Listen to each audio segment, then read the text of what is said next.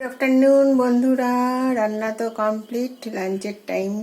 তো লাঞ্চ করার আগে তোমাদের সঙ্গে শেয়ার করি তাহলে ফাইনালি কি করলাম। তো এই ডিশ বের করে নিয়েছি, শশা তো আছে, এই যে প্লেন ভাত, রাইস, আর হচ্ছে এই যে উচ্ছের চোখা, আর করেছি হচ্ছে তো শাক ভাজা, এই যে কলমি শাক ভাজা।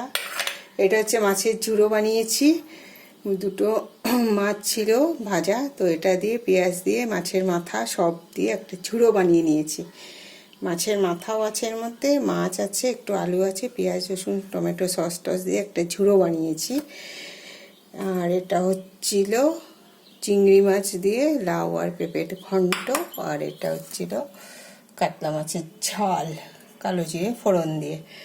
এটা হচ্ছে আমি খাবো, এটা আমার হাজব্যান্ড। তো এই হচ্ছে আজকে আমাদের লাঞ্চের মেনু। তো রেডি করে নিয়েছি, এবার হচ্ছে খাবো। তো খাওয়ার আগে তোমাদের সঙ্গে একটু শেয়ার করে নিলাম। তো ওকে বন্ধুরা, তোমরাও তোমাদের লাঞ্চ এনজয় করো।